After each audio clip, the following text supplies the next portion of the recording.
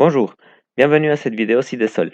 Aujourd'hui, nous assistons à une petite conférence en ligne intitulée Le sol et la plante, dont le but est de répondre à quelques questions qui ont émergé lors de différentes rencontres d'éco-chercheurs de CIDESOL et dont nous avons une réponse scientifique. Nos intervenants sont Thomas Drouet et Nausicaa Noré du laboratoire d'écologie végétale et biogéochimie de l'ULB. Eh bien, donc, nous allons débuter. Le principe de cette mini-conférence, c'est un peu de faire le point sur les connaissances scientifiques qu'on a sur les éléments traces métalliques et leur relation avec le sol, donc la pollution des sols, et leur relation également avec les plantes, dont des plantes qu'on cultive et qu'on mange. Et donc, dans une première partie, je vais un peu vous exposer les connaissances qu'on a sur les relations entre le sol et ces éléments traces métalliques. Et puis, dans une deuxième partie, après environ 20 minutes, une demi-heure, c'est ma collègue Nausicaa Noré qui, elle, va vous parler plus spécifiquement des relations entre ces éléments traces métalliques et les plantes. Comme ça, on a deux parties. Puis en fait, il y aura même une troisième partie où on pourra éventuellement rediscuter de certains points si vous voulez, s'il y a des questions supplémentaires. Et donc, cette première partie ici vise d'abord à se pencher un peu sur donc, les métaux lourds, les éléments traces métalliques dans les sols.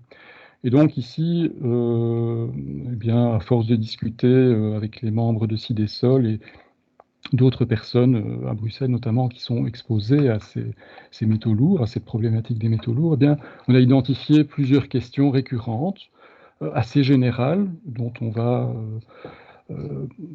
essayer de donner quelques éléments de réponse, en tout cas dans l'état actuel des connaissances scientifiques, puisque tout n'est pas nécessairement connu à fond, vous le verrez, mais on commence à avoir quand même pas mal d'éléments de réponse par rapport à la dangerosité éventuelle de ces éléments traces métalliques et leur relation avec le sol. Donc, comme première question qu'on peut se poser, c'est d'où viennent ces éléments traces métalliques, d'où proviennent-ils? On verra que c'est un peu contexte dépendant, on verra que ce ne sont pas nécessairement les mêmes sources en milieu agricole et en milieu urbain comme à Bruxelles. On fera aussi un petit point sur les problèmes que ça pose pour la santé humaine.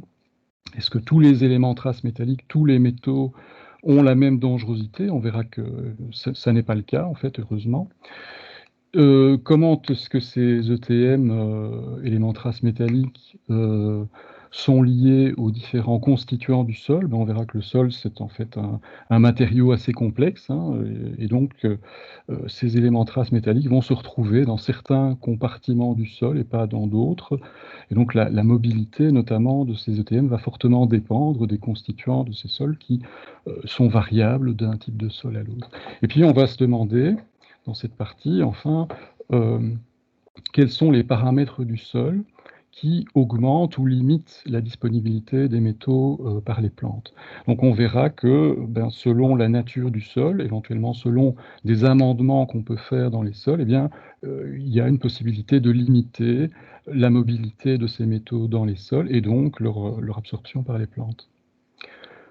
Et donc, comme première question importante qu'on peut se poser, c'est le problème de ces éléments traces métalliques pour la santé humaine, bien entendu. Et donc, par rapport à ça, on peut dresser une liste, ces métaux sont assez nombreux, hein, mais donc on peut dresser une liste par niveau d'importance, finalement, de dangerosité par rapport à la santé humaine. Et donc, on peut identifier certainement deux éléments traces métalliques importants, nuisibles pour notre santé, que sont le cadmium et le plomb. C'est ce qu'on appelle des contaminants stricts, c'est-à-dire qu'ils n'ont aucun intérêt pour l'alimentation humaine. Ils ne sont que contaminants, donc toxiques pour l'homme. Et donc, ces deux éléments particuliers qui sont particulièrement dangereux, en fait, et sur lesquels il faut davantage se pencher. Le cadmium en particulier, on le verra dans un instant, est particulièrement important par rapport à l'alimentation, aux apports dans l'alimentation. C'est-à-dire que, on va le voir, ce cadmium est présent dans les sols et de manière assez facile, il peut passer dans le feuillage des plantes ou les fruits qu'on peut ingérer. Donc la contamination possible des populations eh bien, peut se faire via les sols par l'alimentation. Pour le plomb, c'est un peu différent. On a pas mal de plomb dans les sols, effectivement, mais le passage vers les plantes est beaucoup moins évident. Et donc, certes, ça peut poser un problème au niveau de la contamination des sols, mais heureusement, dans l'alimentation humaine, finalement, les niveaux de plomb d'exposition au plomb sont relativement restreints. S'il y a des contaminations au plomb chez l'homme, c'est pas tellement par l'alimentation, en fait, alors que c'est le cas pour le cadmium. Donc, finalement, c'est vraiment le cadmium qui peut poser des problèmes pour la santé et qui en même temps est lié au sol et aux plantes.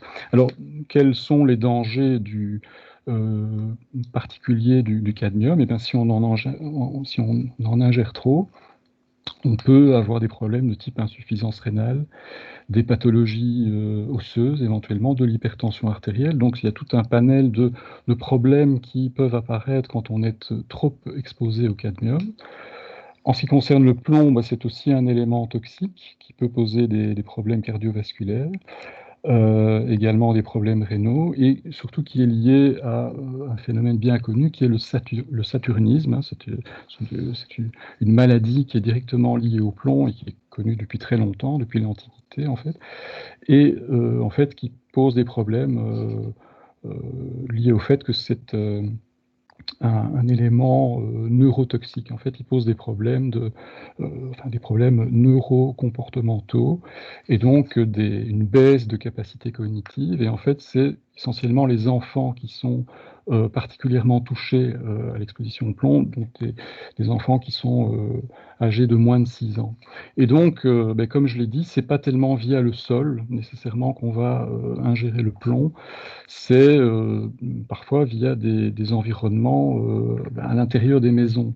Anciennement, il n'y a pas si longtemps, on peignait encore les murs à la céruse, par exemple, qui est une peinture au plomb. Et donc, dans beaucoup de maisons bruxelloises, enfin, heureusement de moins en moins, il reste encore des traces de ces peintures dans les habitations. Et donc, c'est par exemple, assez typiquement, un risque d'exposition important au plomb. Mais donc, pas tellement l'alimentation. Après, il reste, vous voyez, d'autres éléments repris dans la liste ici. Il y a le zinc, bien entendu, le cuivre, le nickel, le chrome, qui sont des éléments qui éventuellement peuvent poser des problèmes de santé, mais beaucoup moins graves. Souvent, ce sont des problèmes d'intoxication, donc des problèmes gastro-intestinaux, par exemple, mais qui, à long terme, ne sont pas aussi dangereux. On parle quand même parfois d'évolution vers des cancers concernant le plomb et le cadmium, donc c'est pas le cas pour les autres éléments. Et donc, ce qu'il faut savoir aussi, c'est que dans le cas d'un certain nombre de ces éléments, le cuivre, le zinc, le chrome, enfin tous ces éléments sont à la fois contaminants quand ils sont vraiment en excès, mais ce sont aussi des oligoéléments, en fait des nutriments essentiels pour la santé humaine. Donc à petite dose, ils sont vraiment essentiels. À forte dose, ils peuvent devenir dangereux pour la santé. Et il faut dire aussi que globalement, même si évidemment il y a toujours des exceptions, mais au niveau européen en tout cas, on peut dire que la population est globalement plutôt carencée en cuivre, zinc et chrome. Donc c'est clairement des éléments qui ponctuellement peuvent poser problème, mais de manière beaucoup moins grave que le plomb et le cadmium. Et puis, il y a d'autres éléments qui sont aussi des contaminants stricts, mais dont on ne parle pas beaucoup parce que en contexte bruxellois, en fait, on n'est pas très exposé, voire pas du tout. C'est le mercure, l'arsenic et éventuellement même le thallium. Donc, qui dans certaines régions du monde peuvent poser des problèmes de santé, mais voilà, qui heureusement ne concernent pas les Bruxellois. Alors, donc, on a vu que le cadmium était un élément particulièrement important à surveiller dans les sols et dans l'alimentation. Et on peut faire un petit topo sur le contexte agricole et cet élément dans le contexte alimentaire général.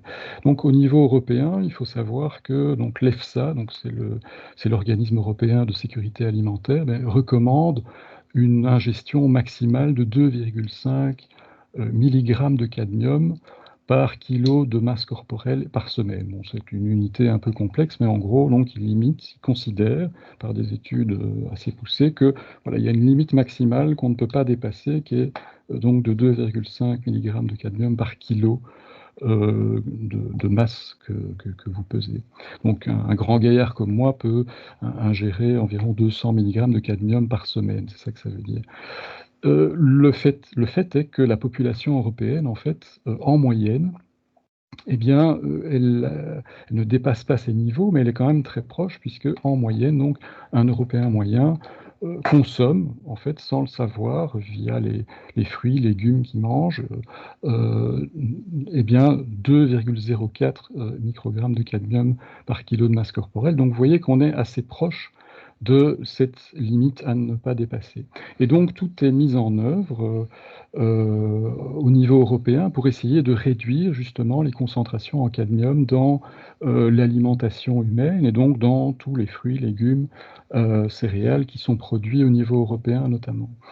Et donc, une, une voie possible, notamment, qui a été étudiée par Thibaut Sterkeman, qui est un de nos collègues à Nancy, c'est en fait l'utilisation de la phytoremédiation, eh bien, notamment via la culture de Nokia cerulescens, la même plante qui est utilisée dans le contexte de Cidésol.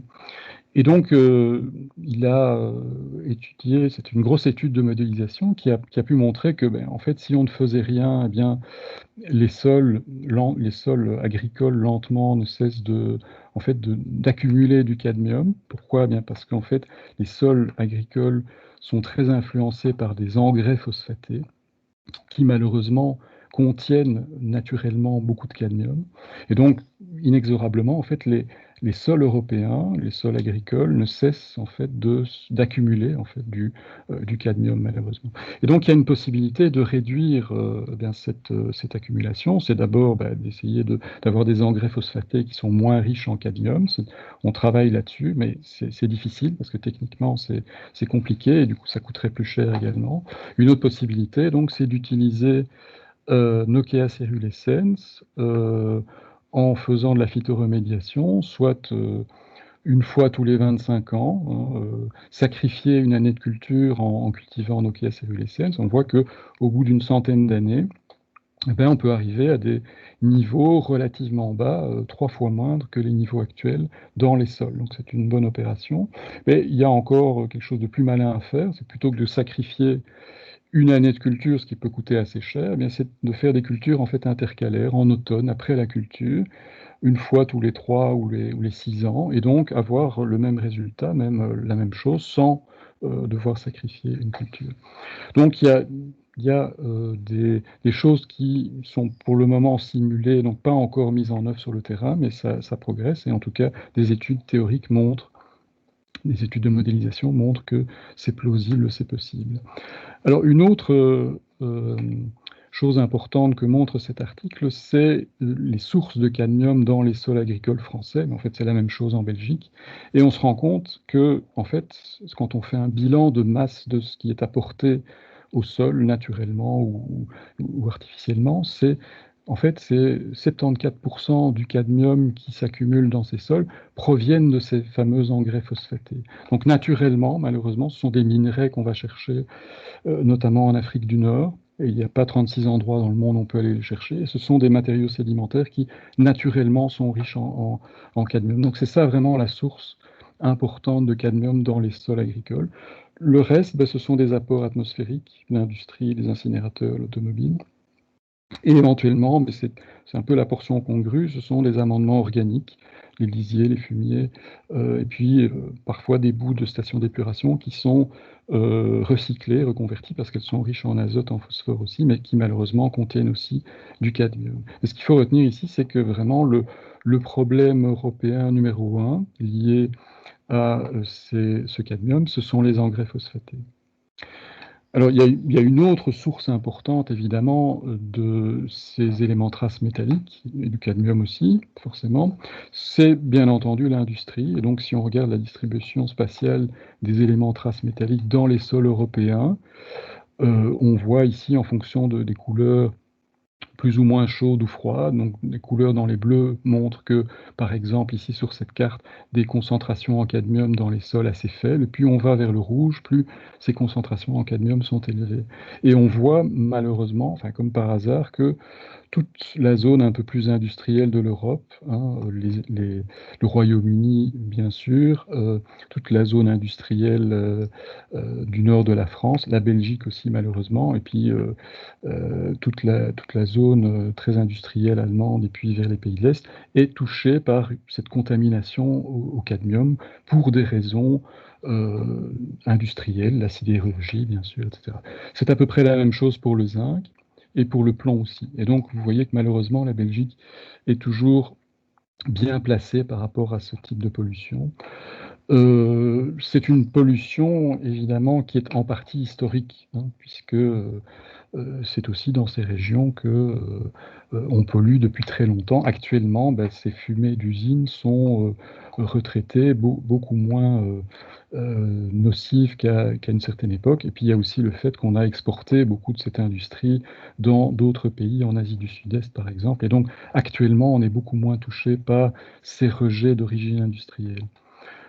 Alors après, il y a des éléments traces métalliques dont la source est un peu différente en contexte urbain, puisque normalement en contexte urbain, on n'est pas trop touché par ces apports annuels ou en tout cas récurrents de phosphate qui amènent dans les sols agricoles du cadmium par exemple. Et donc il y a d'autres sources un peu plus typiquement urbaines de ces éléments traces métalliques. Vous avez bien sûr les incinérateurs, ou l'incinérateur, il n'y en a pas énormément, heureusement, à Bruxelles. Là aussi, c'est un problème qui est un peu moins saillant qu'à une certaine époque, puisque ces fumées sont maintenant beaucoup mieux retraitées qu'à une époque. Mais donc, alors il y a un problème assez typique du plomb, mais qui est heureusement aussi un problème un peu plus ancien, mais qui a quand même bien contaminé les sols urbains en particulier, c'est le fameux plomb tétraéthyle. Euh, Certains se souviennent certainement de l'essence plombée, puisque après on a parlé d'essence sans plomb, et puis maintenant on parle d'essence tout court. À une époque, eh bien, certains chimistes euh, qui étaient pas très bien lunés ont eu l'excellente idée d'ajouter du plomb dans l'essence comme antidétonant, hein. Ça permettait aux moteurs de faire moins de bruit, les moteurs à explosion de faire moins de bruit au moment de la combustion de l'essence. Et donc, il y a énormément de plomb tétraéthyle provenant de l'essence qui était éjecté à une époque des voitures et donc qui a contaminé énormément, évidemment, d'environnements urbains. Alors, c'est un problème ancien qui n'existe plus à l'état actuel puisque ça a été interdit. L'utilisation de ce plomb tétraéthyle a été interdit à la fin des années 90, mais on a encore évidemment les traces de cet historique. Donc ça a été, en tout cas pour le plomb, euh, un gros apport de pollution, notamment en milieu urbain. Chose plus actuelle, on s'en rend peut-être pas compte, mais les plaquettes de frein de vos voitures, de vos vélos éventuellement, mais la masse est plus petite et on freine peut-être un peu moins souvent. Les plaquettes de frein que vous voyez ici, qui frottent sur ce genre de cylindre pour pouvoir freiner, eh bien, en fait, sont faits dans des matières qui contiennent notamment du plomb et du cadmium. Et donc, euh, encore actuellement, de manière récurrente, eh bien, les automobiles en fait émettent des petites particules de plomb, de cadmium et un peu de zinc via ces surfaces en fait de freinage qui s'usent et qui émettent ces contaminants. Les pneus, on n'y pense pas, on croit que c'est du caoutchouc, mais en fait dans le pneu, il y a aussi énormément de métaux aussi bien dans le pneu lui-même qu'à l'intérieur du pneu, qui est en fait très métallique. Et donc, à chaque fois qu'il y a des usures de pneus, ben, vous émettez aussi dans l'environnement urbain et autres eh bien, des particules métalliques. Vous avez des pylônes électriques, par exemple, mais tout ce qui est métallique, en fait, des rambardes métalliques, etc., qui peuvent se corroder, bien entendu. Souvent, c'est fait en zinc, et puis il y a toujours un peu de cadmium, parfois un peu de plomb, de nickel, etc. Et donc, tout ça a été mis dans l'environnement, et puis ça peut être d'autant plus dommageable si on utilise des peintures anticorrosives, qu'on repeint ces pylônes notamment. Et ben, par exemple, à une époque, notre record de sol le plus pollué euh, qu'on avait échantillonné à Bruxelles se trouvait quelque part dans le Mourasque, juste en dessous d'un pylône électrique. On pensait avoir trouvé notre maximum, mais malheureusement, on a trouvé même encore mieux, qui est aux ateliers de la rue Vôtre. On a trouvé quand même un type de sol, malheureusement pour toi, Michel, un sol encore plus pollué au cadmium, pour des raisons un peu différentes. Et puis, vous avez également les déchets de construction, hein, pas tellement les bricaillons qu'on voit à l'œil nu, mais des particules plus fines ou éventuellement des résidus métalliques qu'on ne voit pas directement, eh bien, peuvent évidemment enrichir certains sols, certains environnements en métaux, des décharges clandestines évidemment d'objets métalliques, d'objets électroniques peuvent augmenter évidemment la charge métallique dans les sols. Les boues d'épuration également, les balayures de rue sont forcément s'enrichissent en toutes ces sources, mais ne posent pas vraiment de problème à Bruxelles en tant que telles, puisque c'est des boues de retraitement. Si elles posent problème, si elles sont recyclées et amenées au champ, par exemple, pour récupérer l'azote et le phosphore qu'elles contiennent. Alors, comment ces ETM sont liés aux différents constituants du sol? C'est une autre question qu'on peut se poser. C'est une question un peu plus complexe parce que le sol, c'est un matériau complexe par essence. Et donc, on peut en gros faire des analyses de sol, et c'est ce qui est fait de manière légale, sur l'ensemble du sol, hein, l'ensemble des constituants, que ce soit des constituants, quand vous amenez un échantillon de sol dans un laboratoire pour faire une analyse, eh bien c'est l'ensemble de l'échantillon qui est mis en solution et qui est analysé, et là-dedans vous avez des constituants très différents qui peuvent contenir plus ou moins d'éléments traces métalliques. Il faut savoir que cette analyse totale, en fait, elle représente seulement une portion, euh, euh, enfin, une portion du sol très, très particulière, puisqu'en fait, ce qui est réellement disponible pour la plante, c'est en fait tous les éléments qui sont dissous dans l'eau du sol, des ions libres en fait, et éventuellement des ions qui peuvent être attachés à des molécules organiques très très petites, tellement petites qu'elles sont elles-mêmes solubles. Et donc ce qui va être réellement disponible pour la plante, ce sont ces ions libres et éventuellement, partiellement, des éléments qui sont transportés par cette matière organique très très fine et soluble. Et en fait, il y a tout un tas d'autres éléments dans le sol qui vont pouvoir éventuellement contenir ces éléments. Ben, naturellement, vous avez des minéraux dans le sol, hein, donc une phase solide, qui naturellement peuvent contenir un peu de plomb, un peu de zinc, un peu de cadmium. Donc dans tous les sols, même naturels, dans les réseaux cristallins, il y a toujours un peu des impuretés de ce type-là. C'est pas grave en soi, d'autant plus que ça n'est pas du tout disponible pour les plantes avant que le minéral lui-même soit altéré. Et puis dans les sols, vous avez aussi à la surface de ces minéraux, des argiles notamment, des surfaces d'échange, à la surface également de certains éléments qu'on appelle des oxydroxydes de fer, d'aluminium, c'est ce qui donne la couleur au sol d'ailleurs. Eh bien, à la surface de ces minéraux, eh bien, vous allez avoir tout un tas de surfaces d'échange sur lesquelles vont pouvoir se coller, s'absorber ces éléments traces métalliques. Idem pour la matière organique qui, elle aussi, a un très grand pouvoir de venir absorber ces éléments traces métalliques. Et une fois qu'ils sont sous ces formes collés, on va dire, à cette matière organique ou à ces argiles ou à ces oxydroxydes de fer, eh bien, ces éléments sont beaucoup moins disponibles. Parfois, eh bien, c'est des liaisons qui sont assez faibles et donc assez rapidement, ces éléments peuvent retourner dans la solution du sol et être absorbés par les plantes, mais parfois ce sont des liens qui sont vraiment très forts. Et donc, parfois, notamment le plomb, une fois qu'il est adsorbé sur la matière organique, eh bien, il devient très très difficile à le décoller naturellement de là. Et donc ça peut être une bonne chose. Ça veut dire que même si vous avez beaucoup de plomb parfois dans votre sol, en fonction de la richesse en constituants, notamment en matière organique, ça peut vouloir dire aussi que ce plomb est relativement inerte et enchâssé dans la matière organique et donc très peu mobile. D'autres éléments, on va le voir, sont beaucoup plus mobiles, même si ces argiles ou cette matière organique est présente dans les sols, notamment le cadmium. En fait, on peut déterminer une proportion justement de cette fraction dans le sol qui est réellement disponible pour les plantes en fonction de la totalité du sol. Donc en fonction de formes qui, elles, ne seront pas disponibles pour les plantes. Et si on fait cet exercice, si on regarde un peu la proportion entre les formes disponibles et les formes non disponibles dans le sol, ben on peut se rendre compte que selon l'élément, ce n'est pas les mêmes proportions qu'on peut observer. Ici, ça a été calculé sur une vingtaine de sols qu'on a analysés dans notre labo, de sols bruxellois. Et ce qu'on peut voir, c'est que le cadmium, par exemple, ben, il a une propension très très grande à être en majorité sous des formes très disponibles dans le sol.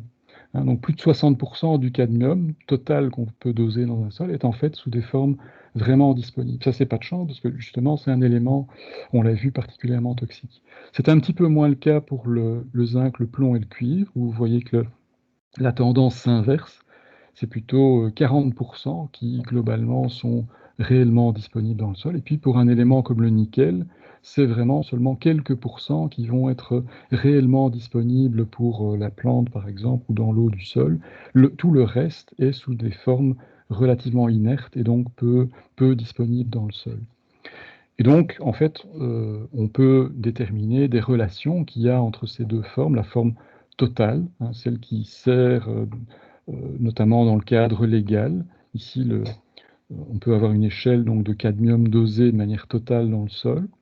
On peut voir quelle est la norme d'assainissement, d'ailleurs, qui est imposée par les réglementations bruxelloises. Et on peut faire la relation qui est assez bonne avec les formes qui, justement, sont échangeables. Et pour chaque élément, donc, on peut calculer ce genre de relation, donc traduire finalement les normes qui existent en formes réellement disponibles. Donc ça peut être utile dans des conversions qu'on peut faire.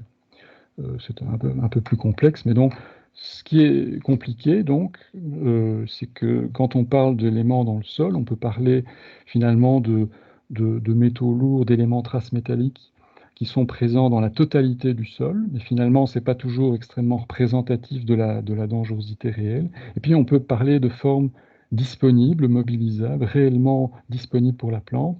Et ça, malheureusement, ça varie un peu d'un type de sol à l'autre.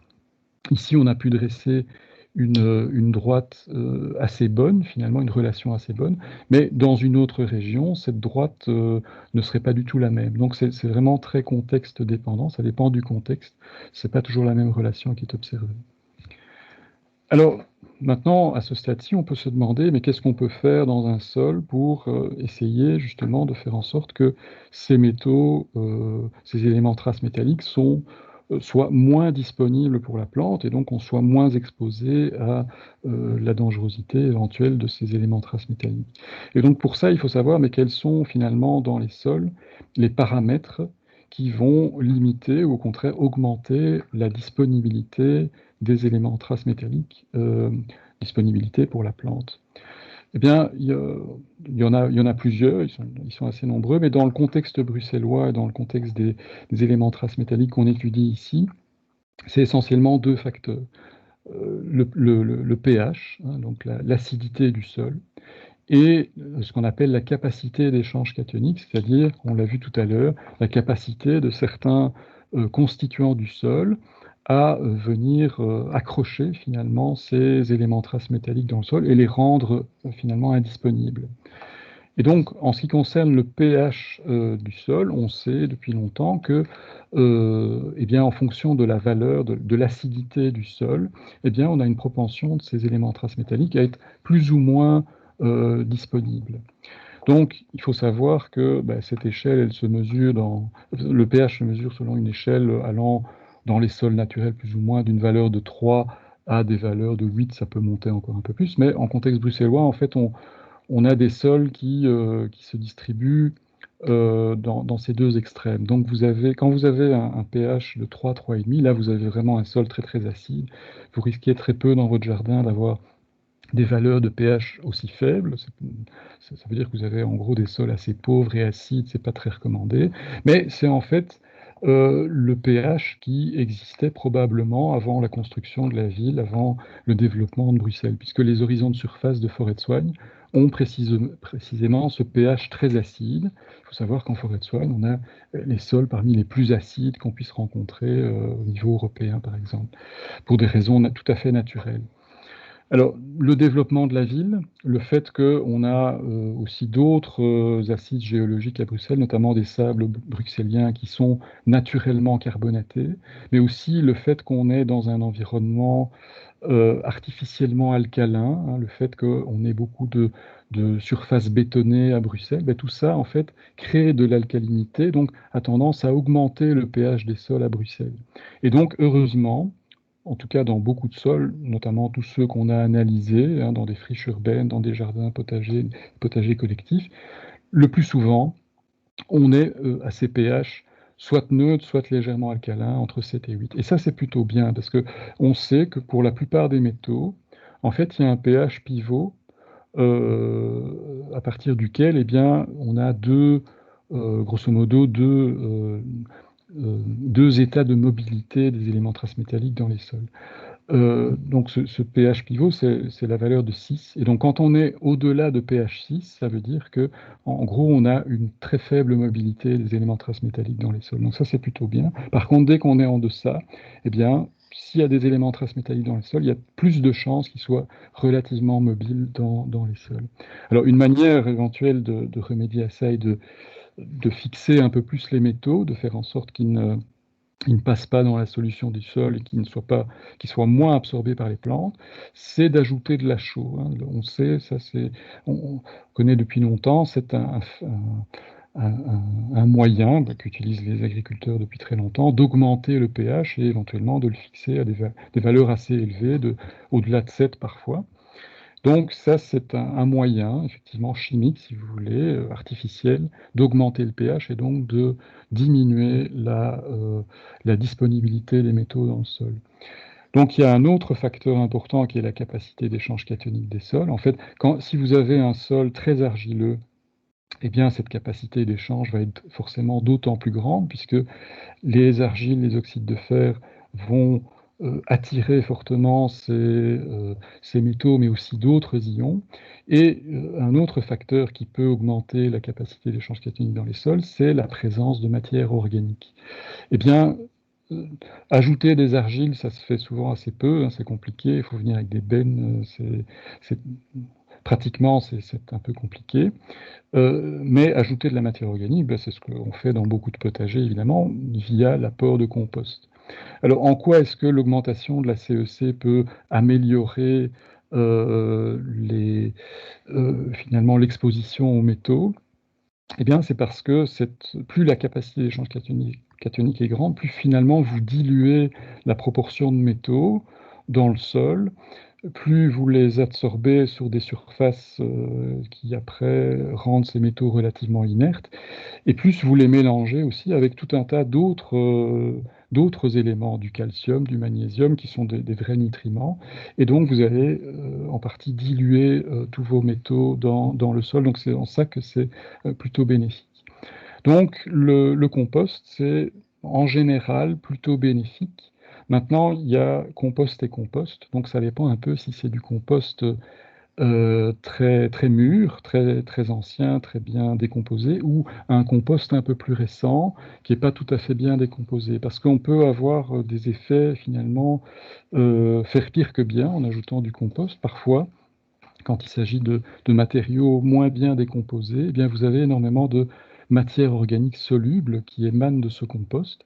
Donc c'est ces fameuses chaînes carbonées extrêmement petites, qui sont tellement petites qu'elles sont solubles, eh bien, cette matière organique soluble peut justement aider à la mobilité de certains éléments, dont le zinc et le cadmium, le cuivre aussi. Et donc, vous pouvez parfois faire pire que bien en ajoutant du compost. Tout dépend en fait de la qualité de ce compost.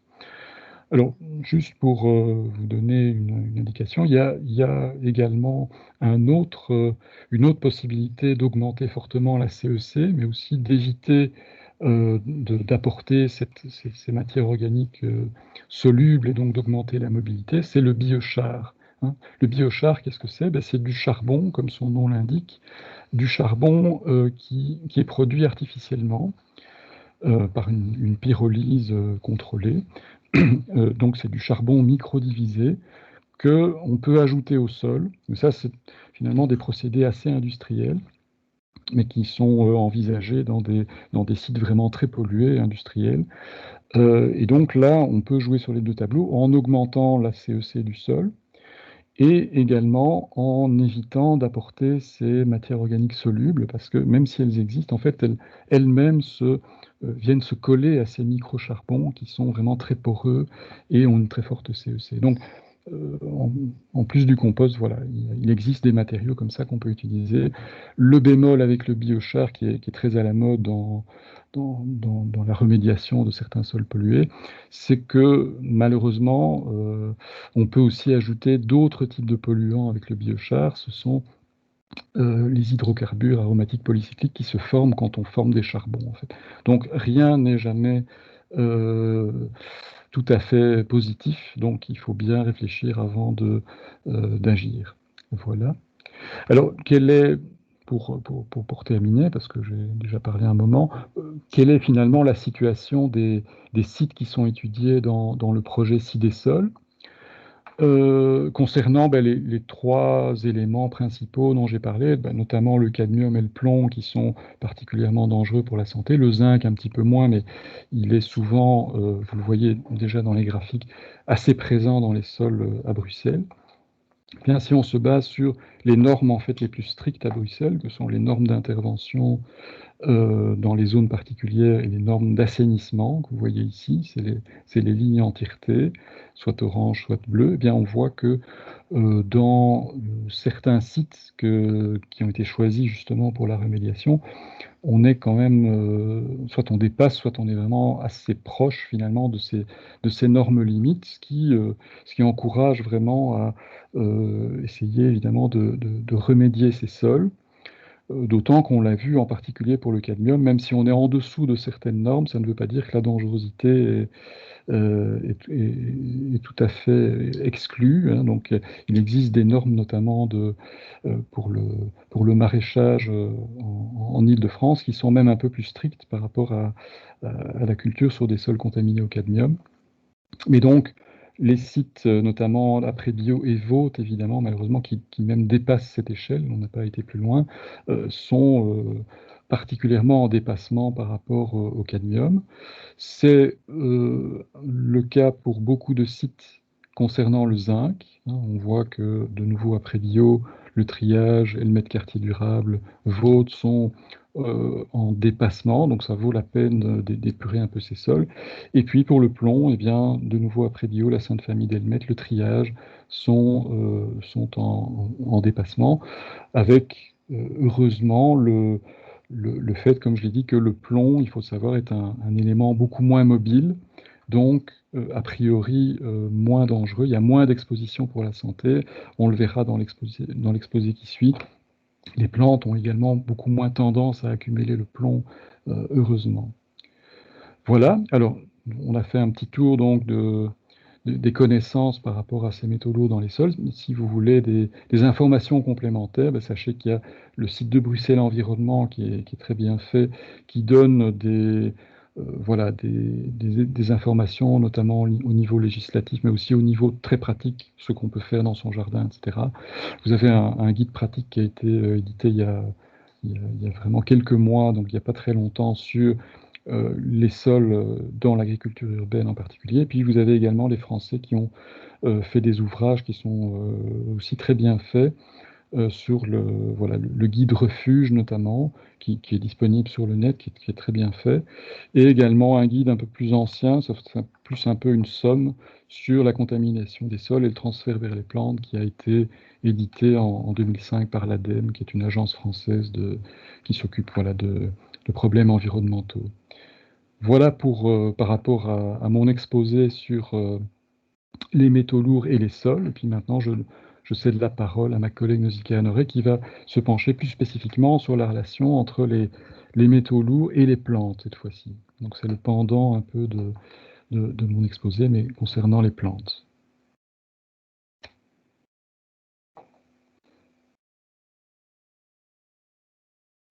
Alors je vais départager mon écran. Non, c'est pas ça que je devais faire.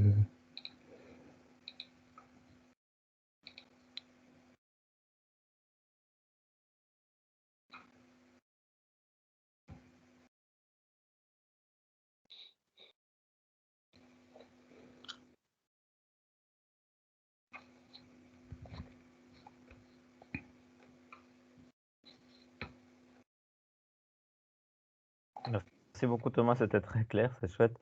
On enchaîne directement avec Nausicaa ou on prend déjà maintenant un petit moment pour poser quelques questions précises de clarification? Oui, c'est peut-être oui, c'est peut-être plus simple. À moins que... Si ça je ne va sais pas en fait. si ça va pour Nausicaa, je ne sais pas combien de temps on a encore. Enfin, on s'était dit jusqu'à 18h30 max. Mais peut-être qu'on pourrait d'abord laisser Nausicaa parce que ça dépendra un peu du temps que ça prend. Très Qu'est-ce que bien. tu en penses, Nausicaa? Les questions pour après, peut-être. Comme ça, Vous me voyez là? Oui. Oui, ok. Ok, donc en fait, je viens de me rendre compte qu'il y a juste une information que j'ai oublié de mettre dans mes slides. Donc, je ne sais pas si quelqu'un a des questions, ça m'arrangerait de me sauver 3 Alors, minutes. on peut débuter par des questions et puis quand tu es prête, Oui, mais c'est 5 minutes, enfin même pas, hein, 2 minutes, quoi. Donc, si à ce stade-ci, il y a des questions, n'hésitez pas, des clarifications, des questions plus précises qui peuvent éventuellement sortir du champ de ce que j'ai indiqué. Moi, j'ai une petite question par rapport au compost. Comme nous, on avait un compost qui était en contact avec la terre qui était polluée. Ouais. Mais comme tu dis que le compost, ça pourrait être un élément qui pourrait lutter contre justement la propagation des éléments. Je me disais, tiens, notre compost qui est en contact direct avec le sol pollué, est-ce qu'il aura un jour un rôle de décontaminant ou bien il sera toujours considéré comme plus dangereux que quelque chose qui vient d'ailleurs, quoi? Oui, alors c'est une bonne question, mais donc, en fait, les effets bénéfiques du compost par rapport à la problématique des métaux lourds, c'est qu'il a tendance à donc augmenter la capacité d'échange du sol, comme on l'a vu, et en quelque sorte diluer les métaux qui seraient présents dans le sol. Mais le problème avec votre compost Ruvault, enfin, un problème qui pourrait se poser, c'est que ce compost lui-même peut être contaminé en métaux. Donc ce serait un peu contre-productif à choisir. Il vaudrait mieux amender les sols ou les bacs avec du compost qui est tout à fait sain, en fait, ou le plus sain possible. Mais il est à remarquer que, effectivement, dans beaucoup de compost ou de matière organique en général, on a des niveaux je ne parlerai pas de contamination, mais en tout cas de concentration en métaux qui est supérieure à d'autres constituants du sol, parce que la matière organique, de manière inhérente, a cette tendance, cette capacité à capter les métaux pour longtemps, en fait. Et donc, à choisir, je pense que dans votre cas, il serait beaucoup plus sain d'essayer de refaire un compost, mais maintenant, il y a une taque en béton qui sépare le sol du reste. Donc, On a mis une dalle maintenant, donc c'est isolé, quoi. Voilà, oui. Donc, de repartir sur une bonne base. C'est ce qu'on a et peut-être ne pas utiliser ce compost. En tout cas, on a fait un prélèvement pour voir un peu quels sont les niveaux. Le niveau est tout à fait normal, classique pour un compost, alors il n'y a évidemment aucun problème. Mais vous êtes dans un site qui est particulièrement exposé au cadmium, et on l'a vu, c'est pas... Ah ouais, je suis vraiment surpris des résultats. Je ne me je pense rendais pas compte que c'était à ce point-là, quoi. Hein. On sort de la feuille, quoi. Mais alors, oui, c'est lié à quoi? C'est lié au fait qu'il y a eu beaucoup d'activités, je dirais, de réparation, enfin, automobile, vélo, transformation, réparation. Alors, la rue Vaute est vraiment très particulière. C'est vraiment un sommet indépassable qu'on a malheureusement découvert. C'est d'ailleurs pour ça que on leur a proposé à un moment donné de faire partie du projet Cidesol. Ils étaient très enthousiastes d'ailleurs. Mais on ne connaît pas la source exacte, mais ce qu'il faut tempérer un peu, c'est que heureusement, l'ensemble du site, qui n'est pas très grand, n'est pas touché dans les mêmes proportions. Donc ici, ce que j'ai présenté, ce sont des moyennes sur 5-6 échantillons. Mais dans les échantillons qu'on a analysés, tous n'avaient pas ce niveau-là, et c'est vraiment très ponctuel. C'est peut-être sur 1 mètre carré à un endroit, à côté de la porte d'entrée d'ailleurs, qu'une malheureuse vigne pousse, où là il y a vraiment on atteint vraiment des sommets, et à un autre endroit plus ponctuel aussi, dans une zone qui n'est pas cultivée, qui n'a jamais été cultivée heureusement. Donc c'est pas l'ensemble du site qui a de manière uniforme des concentrations extrêmes. Heureusement, c'est très localisé. Et donc, c'est évidemment là, dans ces zones-là qu'on a concentré nos essais qui sont en place depuis quelques mois. Alors, l'origine, ça, on ne sait pas. Hein. Donc, ça peut être des réparations de toitures, zingueries, etc. Mais normalement, le cadmium n'est pas impliqué à ce point-là. J'avais évoqué, comme c'est un centre d'art, que certaines peintures en fait peuvent contenir du cadmium. Notamment, on parle de jaune de cadmium et de rouge de cadmium, c'est pas pour rien. C'est des peintures qui actuellement, peinture à l'huile, peinture aquarelle, ne sont plus très utilisées. Enfin, on essaye de les substituer par d'autres types de colorants qui ne contiennent pas de cadmium. Mais pendant très longtemps, moi, dans mes accessoires de peinture, j'ai encore ces couleurs-là. Donc, ça existe plus ou moins encore, et il se peut, dans les émaux aussi, que peut-être qu'il a suffi d'une fois, quelqu'un je sais pas, nettoyer ses pinceaux à l'extérieur, à l'entrée, et voilà, ça a pu éventuellement contaminer. Voilà, c'est une hypothèse, mais c'est pas improbable, parce que là, par contre, les niveaux dans les pigments peuvent être assez élevés. C'est une idée comme ça. Et le fait que ce soit aussi un centre où on répare beaucoup de matériel et que ce sont des personnes qui ne s'y connaissent pas qui essayent, donc il y a essai-erreur, il y a beaucoup d'entreposage de matériel, aussi de récupération.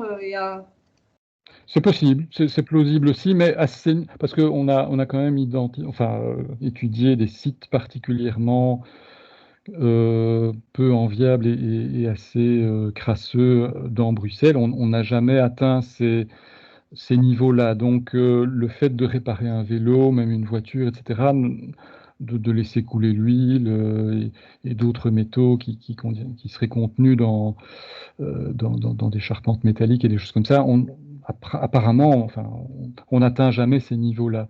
Donc voilà, ça reste un peu un mystère. C'est des choses qu'on pourrait éventuellement approfondir. Techniquement, même si notre labo n'est pas équipé de ça, en géologie, on peut éventuellement pointer certaines particules métalliques et essayer de creuser un peu plus loin pour un ou deux échantillons l'origine un peu plus exacte de ces polluants. C'est possible. Voilà, moi je suis prête sinon. Bertrand, on laisse ta question pour après alors, ou est-ce que tu penses qu'en quelques petites minutes ça pourrait aller? Merci, hein, c'était vraiment, vraiment très clair. Hein, pour des néophytes comme moi, c'était vraiment bien fait. Ok, merci. Je vous propose alors d'enchaîner avec la présentation de Nausicaa. Il y avait une question de Bertrand, je pense. Oui, Bertrand. Non, oui. C'est juste par rapport tu avais marqué qu'il y a du cadmium dans les fumiers, les lisiers. Oui. Et je me demandais l'origine du cadmium dans ces cas-là. C'est l'alimentation du bétail. Donc, en fait, on produit de la nourriture pour le bétail sur des champs qui eux-mêmes sont amendés en fertilisants, en engrais phosphatés. Et donc, en ruminant ces tourteaux de soja ou autres, eh bien, dans leurs fesses, eh bien, on retrouve ce cadmium. Donc c'est du cadmium qui lui-même est produit forcément à un moment donné dans les champs, sauf que éventuellement il peut être même concentré dans ces fesses, puisque voilà, il y a une certaine perte de matière, perte de carbone au moment de la digestion, et donc on a tendance à concentrer ces métaux, notamment le zinc, mais aussi le cadmium. Il y a aussi parfois des suppléments en zinc qu'on peut donner au bétail, parce qu'eux-mêmes peuvent être carencés, comme les humains d'ailleurs. Et donc ceci peut renforcer éventuellement les concentrations en zinc des lisiers, des fumiers. Pour le cadmium, évidemment, il n'y a pas de supplémentation en cadmium, puisque c'est toxique pour les bovins. Maintenant, parfois, les suppléments en zinc peuvent contenir un peu de cadmium aussi. Donc, peut-être qu'il y a des choses de ce type. Est-ce que du coup, si on pratique une toilette sèche sur notre terrain, est-ce qu'on a un risque qu'on mette du cadmium dans nos déjections? Tout dépend de ton alimentation, Bertrand. Si tu manges bien, il n'y a pas de problème. Ouais. Donc oui, voilà. Si tu manges des produits qui sont extrêmement contaminés au cadmium, tu vas forcément augmenter le cadmium. Autrement, voilà, c'est une question de source, hein, comme toujours. Mais ce sera certainement pas pire que. Donc le cadmium, si on ingère par alimentation, pardon?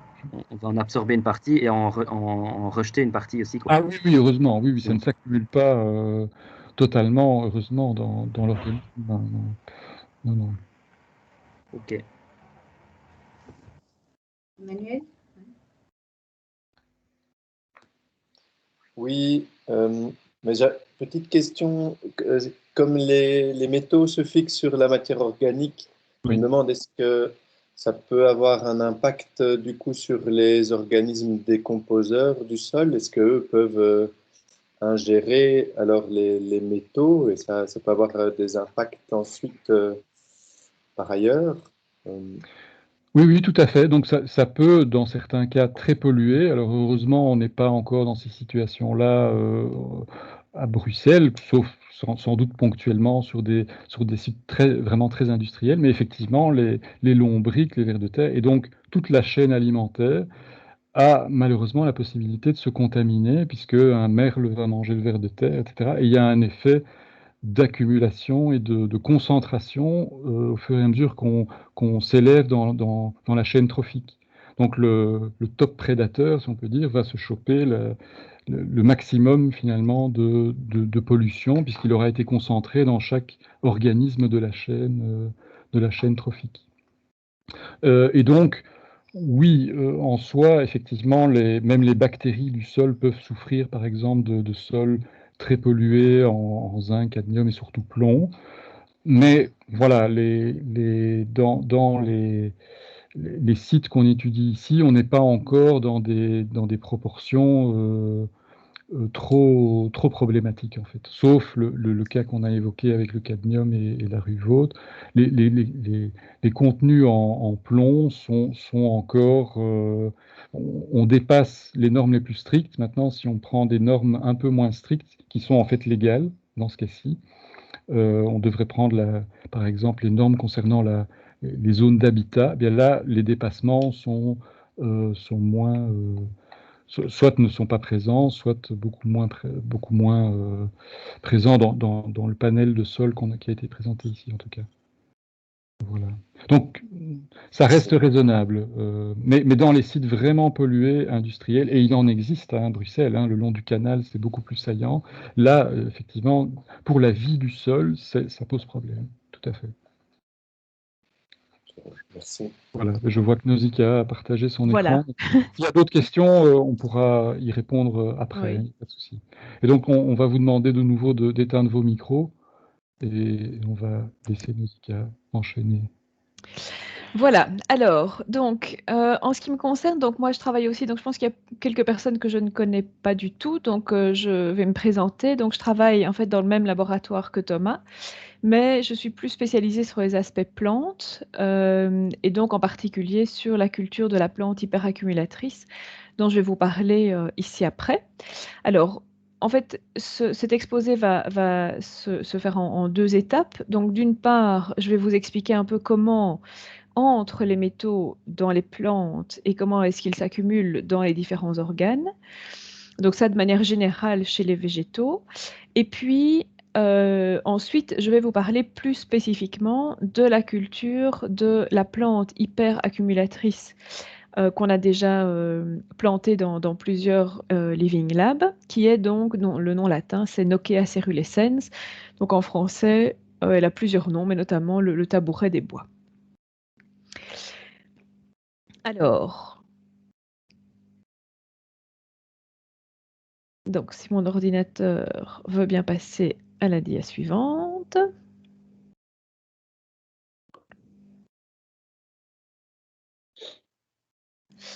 Ok. Alors, je pense qu'il a chaud lui aussi. Ah voilà, ok. Alors, donc, ici vous avez un... Alors, est-ce que je peux avoir option de... Au diaporama, peut-être.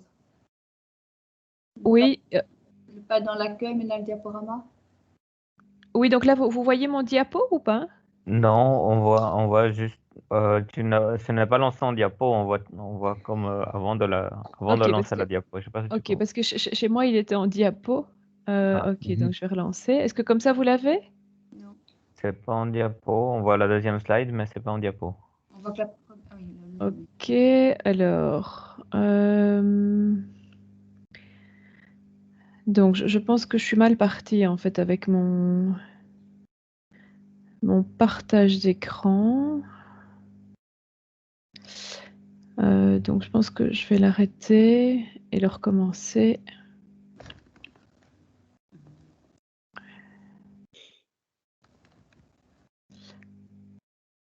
Ok.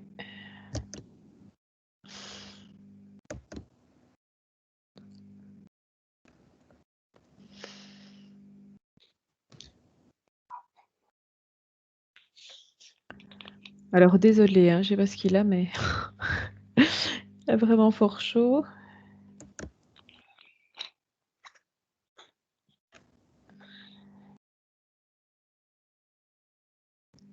Bon. Ce qu'on voit, c'est toujours la première enfin, la seconde dia, mais dans l'onglet accueil. Ah, ok. Donc, je vois. D'accord, très bien. Le diaporama, peut-être. Oui, c'est ce que j'ai déjà fait, en fait, quelques fois, mais ça ne... Et en appuyant ok. sur F5, non? Alors, je veux bien essayer. Est-ce que ça va mieux ou pas? Non. Non? Donc, effectivement. Bon, c'est pas grave. Alors, ce que je vais faire, c'est que je vais simplement augmenter ici. Donc, je sais pas pourquoi il veut pas me le mettre. Voilà, oui, là. Voilà. Ouais, peut-être à partir de là. Oui, mais tu vois, ça fait la même chose que quand je le faisais par un autre, donc Ouais. il passe pas. Ok, À partir c'est de pas la grave. diapositive actuelle. Voilà, je vais faire comme ça. Je pense que mes animations, ils seront pas, mais tant pis. Ok, donc, comme je le disais, on va donc faire en deux parties. Donc d'abord, je vais parler des plantes en général, et puis de la culture plus précisément, donc de Nockea. Alors, donc, ici vous avez un dessin hein, d'un plant de tomate. Je pense que tout le monde l'aura reconnu. Alors, comment est-ce que les métaux vont entrer en fait dans les plantes? Donc, ils se trouvent, comme Thomas l'a expliqué juste avant, en solution dans l'eau. Donc, une partie des métaux sont en solution dans l'eau du sol. Et les plantes, elles ont énormément besoin d'eau, évidemment. Pourquoi? Eh bien, parce que c'est au niveau des feuilles que l'eau va être utilisée pour la photosynthèse. Okay. Donc, au niveau des feuilles, les plantes vont utiliser l'eau du sol et le CO2 de l'air. Et ensemble, eh bien, via beaucoup de réactions, ça va fournir du sucre à la plante, donc de l'énergie, ce qui va lui permettre ensuite de faire toute une série de synthèses, par exemple des protéines, de l'ADN, etc. Alors, les éléments minéraux, donc ça peut être par exemple du nitrate, des phosphates, du potassium, du magnésium, du zinc, et plein d'autres évidemment, vont donc se trouver en solution dans le sol, donc dans l'eau du sol. Donc vraiment, il faut imaginer ça. Donc quand on parle de solution du sol, vous pouvez imaginer vraiment comme si vous aviez du sucre en solution dans l'eau. Donc vous mettez une cuillère de sucre dans de l'eau, une cuillère de sel dans de l'eau, eh bien l'élément se dissout et va se retrouver un peu partout dans l'eau. Donc c'est vraiment la même chose. Alors, vous avez donc ces éléments minéraux dans l'eau. Vous avez aussi évidemment les éléments non essentiels dont Thomas a parlé avant, donc des éléments qui ne sont que toxiques, qui vont malencontreusement être absorbés en même temps que le reste. Donc, si vous voulez, au niveau des racines des plantes, il y a des filtres, mais ils ne sont pas parfaits. Et la plante, en fait, a tellement besoin d'eau qu'elle ne met pas toutes les barrières de façon à absorber beaucoup d'eau. Donc, je ne vais pas rentrer dans le détail de la physiologie vraiment des racines, mais il faut se rendre compte qu'il y a une partie de contrôle sur ce qui entre, mais ce contrôle n'est pas total. Et donc, c'est pour ça que les éléments vont donc être absorbés, qu'ils soient nécessaires à la plante ou pas. Alors, comme Thomas l'a dit, et comme je vais vous le redire, certains éléments vont entrer plus facilement que d'autres. Et ça, c'est lié en fait à leur taille et au fait qu'ils vont plus ou moins facilement franchir les barrières que la plante a mis en place. Donc, par exemple, le cadmium entre parfois via des transporteurs de fer. Donc, la plante a des transporteurs de fer pour spécifiquement absorber le fer, mais quand un ion cadmium se trouve à proximité, eh bien, la plante ne fait pas forcément la différence et donc elle absorbe le cadmium à la place du fer. Et donc le cadmium, par exemple, va être particulièrement absorbé. Le plomb, par contre, va l'être moins parce que c'est un élément de diamètre plus grand, etc. Alors, pourquoi est-ce que les métaux vont se retrouver essentiellement dans les feuilles? Eh bien, parce que l'absorption de l'eau et des sels minéraux a pour destination initiale dans la plante vraiment la feuille. Okay, donc la plante en fait absorbe l'eau et rejette d'ailleurs une partie de l'eau, ce qui lui permet de faire une sorte d'aspiration, de succion au niveau des feuilles. Et donc tout ce qui se trouve en solution dans l'eau, eh bien arrive d'abord dans les feuilles. Alors ensuite, au niveau des feuilles, donc il va y avoir cette fameuse photosynthèse. Et puis les sucres qui sont fabriqués après la photosynthèse vont être redistribués aux parties non photosynthétiques de la plante. Alors ces parties non photosynthétiques, donc c'est celles qui ne produisent pas leur propre sucre, c'est par exemple les racines, c'est aussi par exemple les fleurs et puis les fruits. Donc ceux-là vont être alimentés secondairement par ce que j'ai appelé ici la sève sucrée. Donc c'est la sève qui est produite après la photosynthèse. Et donc cette sève-là, elle va aussi contenir des métaux parce que finalement, les métaux ne font pas qu'arriver dans les feuilles et puis être immobilisés. Donc il y a une partie qui se retrouve aussi dans la sève sucrée. Alors, cependant, quand il y a vraiment trop de métaux, quand la plante absorbe vraiment des quantités importantes de métaux, très souvent, cet excès de métaux va se retrouver quand même dans les feuilles. Donc, une partie sera redistribuée aux autres organes, mais une partie va donc s'accumuler dans différents compartiments des cellules des feuilles. Alors, suite à ce que je vous ai dit, je pense que vous aurez compris que comme le flux d'eau et d'éléments minéraux va d'abord aller vers les feuilles, ça va être l'organe le plus riche en métaux. Et donc, ensuite, on va avoir une redistribution vers les racines et les tiges, et puis vers les fleurs et les fruits. Donc, ça veut dire qu'il faut retenir quelque chose par rapport à l'accumulation dans les différents organes. Eh bien, on peut dire que les concentrations en éléments vont toujours être plus importantes dans les feuilles, puis dans les racines et dans les tiges, et en dernier lieu dans les fruits. Alors, bien entendu, au niveau législatif, donc Thomas vous a parlé des quantités qu'on pouvait manger par semaine, etc. Donc, quand on dose des légumes, eh bien, on va confronter, si vous voulez, les concentrations qu'on obtient, par exemple, je sais pas moi, la concentration en cadmium d'un chou, des feuilles de chou chinois, par exemple. Eh bien, on va comparer ces valeurs-là aux normes, donc aux normes légales. Et donc, au niveau de l'Union européenne, il y a une législation qui détermine que les concentrations limites tolérables sont de l'ordre de 0,2 mg de cadmium par gramme de pois frais pour les feuilles, et donc pour des légumes feuilles, et 0,3 mg de plomb en pois frais pour les feuilles aussi. Donc si on se trouve dans d'autres organes, donc par exemple des racines, les concentrations sont un peu plus faibles. Alors, comme je vous l'ai dit et comme Thomas vous l'a dit, la mobilité des éléments dans les sols n'est pas la même. Donc le cadmium n'est pas aussi, est plus mobile malheureusement que le plomb, etc. Donc, d'une part, les éléments vont être plus ou moins fortement adsorbés au sol, et d'autre part, comme je l'ai dit juste avant, eh bien, certains éléments vont entrer plus facilement que d'autres dans la plante.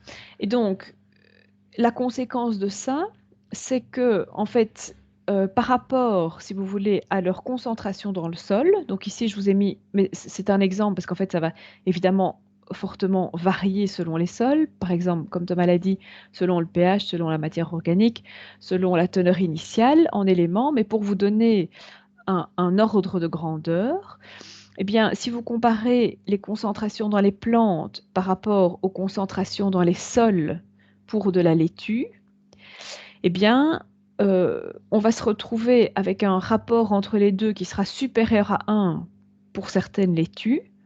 D'accord? Donc, ça veut bien dire, si vous avez par exemple une unité de cadmium dans le sol, eh bien, vous pouvez vous retrouver avec 2 unités dans la plante.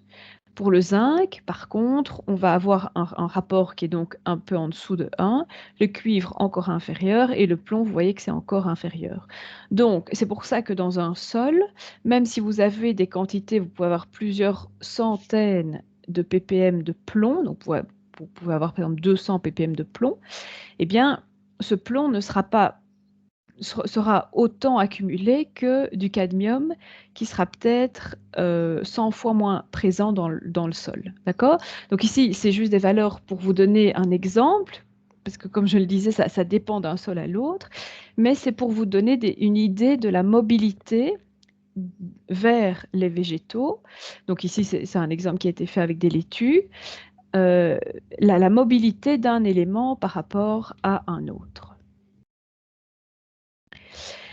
Alors, donc, outre ce que je disais précédemment, les différences entre organes, ici vous avez, excusez-moi, oui, il y a beaucoup d'enfants dans cette maison.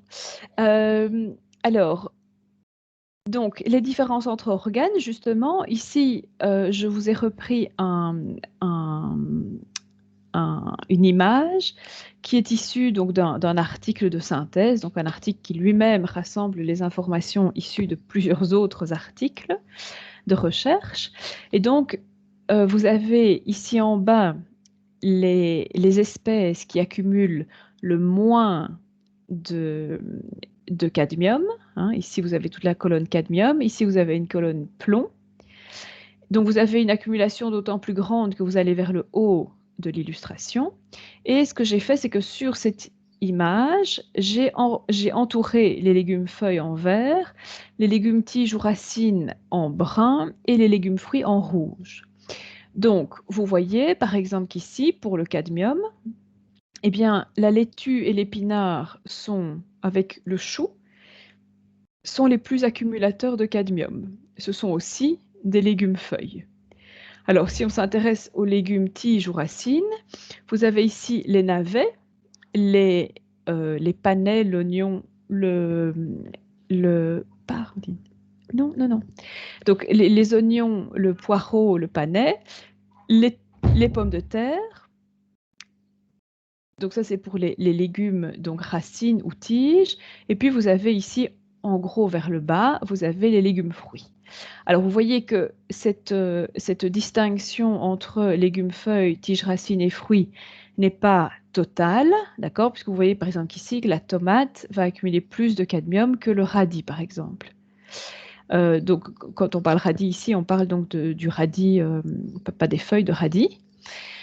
Voilà, mais vous voyez quand même que l'ordre est plus ou moins respecté. Alors, pour le plomb, ben, vous voyez que vous avez un peu la même chose. Donc, plutôt les légumes feuilles vers le haut, les légumes racines et tiges au milieu et les légumes fruits vers le bas. Donc ça, c'est ce qui concerne les différences entre organes de plantes. Donc on peut garder cette hiérarchie. Feuilles, les plus accumulateurs de métaux, tiges, racines et puis les fruits en dernier. Alors, il y a aussi bien sûr des différences entre les familles botaniques. Donc par exemple ici vous avez un exemple pour le cadmium de nouveau.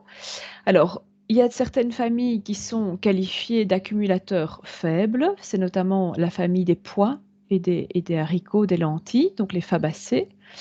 Vous avez une série de familles qui sont des accumulateurs moyens, donc la famille des graminées, des liliacées, donc dans laquelle on retrouve le poireau, les oignons, les cucurbitacées et les apiacées, donc la famille de la carotte, du persil, du panais, etc. Et puis les accumulateurs forts, eh bien vous avez les astéracées, donc la famille des laitues, les brassicacées, la famille du chou, et les solanacées. Donc là, encore une fois, c'est une classification qui a des exceptions, évidemment, comme toujours, mais qui peut permettre quand même d'avoir en tête un certain ranking, je dirais, enfin, un certain classement des familles en fonction de leur tendance à accumuler. Et donc, ici, j'ai de nouveau entouré donc les différents exemples de légumes selon qu'on mangeait la feuille, la racine ou la tige ou le fruit.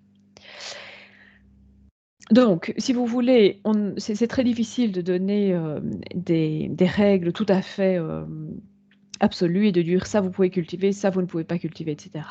Mais disons que pour avoir une approche assez pratique, si on se trouve sur un sol qui est fortement pollué, eh bien, de toute évidence, je pense que la bonne solution, c'est de cultiver des fabacées, par exemple, qui sont peu accumulateurs et dont on mange plutôt les fruits et les graines.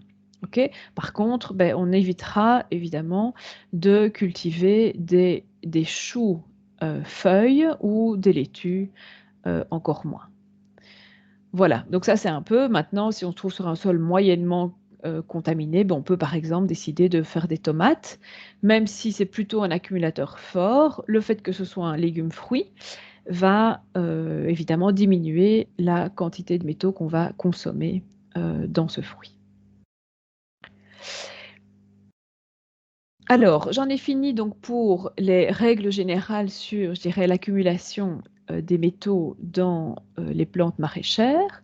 Et ce que je vais vous présenter maintenant, c'est ce qu'on sait de la culture de Nokia cerulescens. Donc, il y a eu pas mal de questions là-dessus, puisque finalement, cette plante est déjà cultivée dans plusieurs potagers. Et donc, je me suis permis de mettre la photo ici d'un ancien étudiant du labo, donc qui a fait sa thèse sur certains points de la culture de Nokia. Et donc, en fait, voilà, c'est Arnaud Jacobs. Et donc, c'est lui, en fait, c'est son travail qui a mené à la plupart des éléments que je vais vous présenter ici. Alors, un petit rappel pour cette espèce, pour ceux qui ne la connaissent pas du tout, notamment.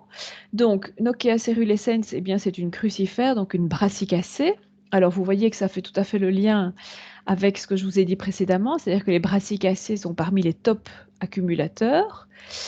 Et donc cette plante-là, eh bien, elle appartient bien à sa famille puisque elle accumule, donc elle est qualifiée d'hyper-accumulatrice de zinc, cadmium et nickel. Alors qu'est-ce que ça veut dire hyper-accumulateur? Donc il y a évidemment des normes, des seuils de concentration, etc. Mais en gros, eh bien, elle va accumuler environ 200 fois plus des métaux que je viens de citer, donc le zinc, le cadmium et le nickel, que des plantes normales. Donc ça veut dire que si vous la cultivez sur un sol à côté, par exemple,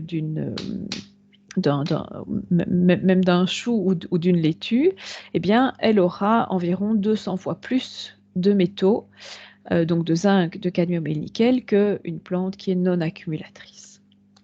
Alors, c'est une plante qui a une distribution européenne, donc elle est tout à fait indigène. On n'en trouve pas à Bruxelles, mais on en trouve par exemple dans la région de La Roche en Ardennes, on en trouve aussi du côté de Liège.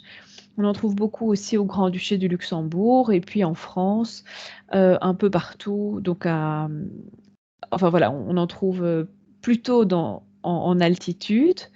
Donc c'est une plante qui, en fait, comme beaucoup de choux, supporte très bien les températures faibles. Mais voilà, donc c'est vraiment une plante de chez nous. C'est pas du tout une plante envahissante ou importée. Donc c'est une espèce sauvage. Donc vous voyez ici la photo d'en dessous vous montre un bord de route au Grand-Duché du Luxembourg, dans l'Eusling, dans le nord du Grand-Duché, où vous avez, c'est l'endroit idéal pour les Nokéas qui vont se trouver là, au bord de route. Donc c'est une espèce sauvage qui n'est pas domestiquée, c'est-à-dire qu'il n'y a pas eu de sélection pour avoir des plantes qui poussent toutes à la même vitesse, qui produisent des graines qui mûrissent toutes en même temps, etc. Donc c'est une plante qui n'a pas subi de sélection, contrairement donc à tous nos légumes. Et donc on ne retrouve pas non plus de graines dans le commerce de cette plante. Et donc c'est pour ça que une partie du projet Cidésol vise à produire donc des graines de cette espèce. Alors son cycle de vie naturel, quand elle se trouve donc là en bord de route ou dans la région de Liège, de Praillon, Angleur, etc., eh bien c'est un cycle de vie qui oscille, je dirais, selon les conditions, d'annuel à bisannuel. Alors, son cycle de vie, justement, donc il commence, en fait, il y a 2 moments où la plante germe en conditions naturelles, soit vers le mois de septembre-octobre, parfois un peu plus tôt, parfois un peu plus tard, mais jamais quand il fait très chaud. Soit elle va germer en février ou mars, donc ça c'est plutôt pour le début du printemps. Alors, la plante, donc après la germination, va commencer par un certain nombre de mois en croissance végétative. Donc ça veut dire la croissance, vraiment la multiplication du nombre de feuilles avant de commencer à fleurir et à se reproduire. Et donc c'est pendant cette croissance végétative que les métaux vont s'accumuler dans les feuilles. Donc c'est vraiment à ce moment-là que va se faire toute l'accumulation des métaux. Et donc c'est vraiment cette croissance végétative qu'on essaye de maximiser en phytoextraction. Alors cette croissance végétative, donc comme je vous le disais, soit elle va se dérouler entre le moment de la germination et le mois de mars où elle va commencer à fleurir. Donc là, on aura alors un cycle annuel qui se passe vraiment pendant l'hiver. Soit elle va aussi germer en septembre-octobre, et puis, oula, non, j'ai mis 2 fois la même chose. Et puis, pardon, elle va, donc je me suis trompée. Donc elle va prolonger en fait son cycle jusqu'à l'année suivante, et du coup, elle aura un cycle bisannuel. Donc, en fait, soit ça va se passer entre septembre, octobre ou mars, donc, et mars de l'année suivante. Ok, et donc à ce moment-là, Voilà l'avantage de ne pas être en diaporama.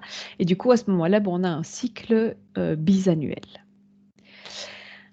Alors évidemment, il est évident qu'un cycle comme ceci, ce cycle-là, va donner des plantes qui seront plus petites, qui auront donc accumulé moins de métaux, mais qui boucleront leur cycle de vie plus rapidement.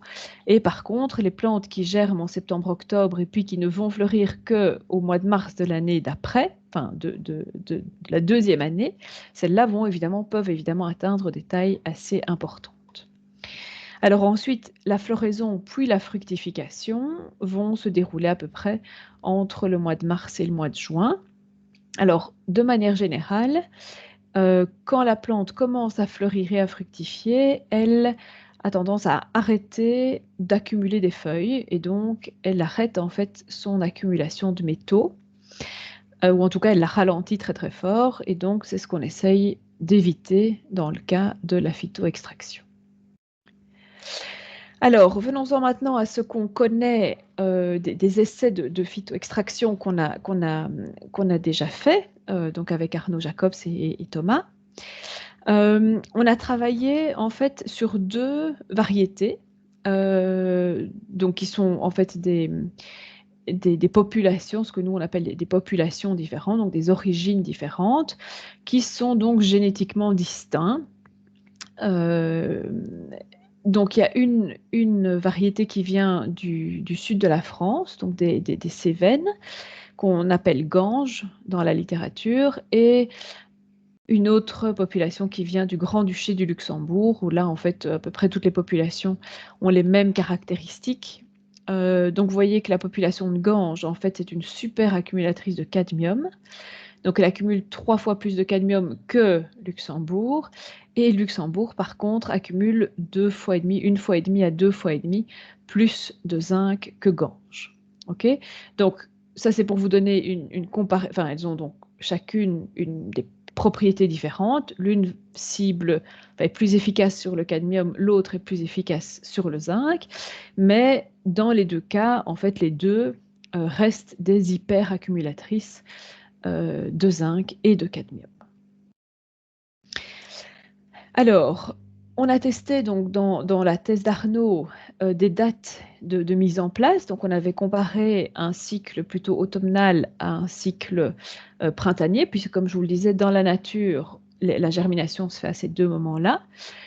Et de nos calculs et de nos travaux, il est ressorti que l'idéal, c'était quand même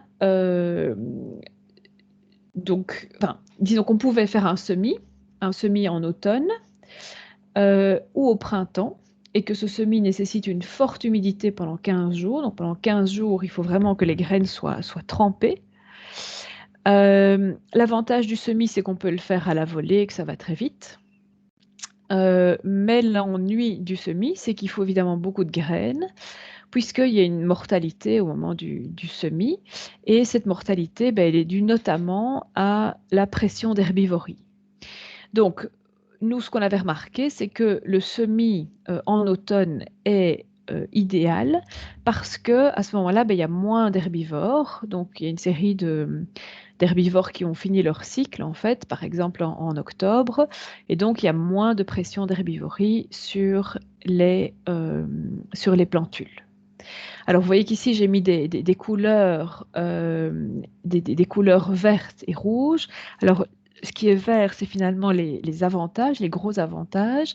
Et ce qui est rouge, ce sont les désavantages. Voilà. Et donc, évidemment, le désavantage du semis, c'est donc le fait qu'il faut beaucoup de graines. Donc, c'est pour ça notamment qu'on ne l'a pas fait cette année-ci, parce qu'on n'avait pas assez de graines. Et c'est pour ça qu'on a lancé donc les Living Lab semenciers. Ça, c'est un inconvénient du semis. L'inconvénient aussi du semis, c'est que du coup, il faut 2-3 mois de plus par rapport à un cycle où on va repiquer les plantes, puisque finalement, les plantes sont assez petites en fait pendant les 2-3 premiers mois, 3 premiers mois même. Alors, le repiquage, lui, peut être mis en place aussi environ 3 mois après le semis. Donc l'avantage du repiquage, c'est qu'on va gagner de la place sur place, c'est-à-dire que le sol peut être occupé par autre chose. Donc dans les potagers collectifs, il y a parfois une forte demande pour l'espace et donc 3 mois de culture d'autres choses, mais ça peut être important. Donc ça permet de ne pas immobiliser le terrain, voilà, et d'avoir malgré tout une bonne biomasse. En revanche, l'ennui, c'est qu'au moment du repiquage, souvent, si les plantes sont suffisamment grandes, ça va déclencher la floraison. Et l'autre ennui du repiquage, eh bien, c'est évidemment la charge de travail. C'est non négligeable de devoir repiquer, puisque la densité optimale de culture, c'est environ 100 plantes par mètre carré.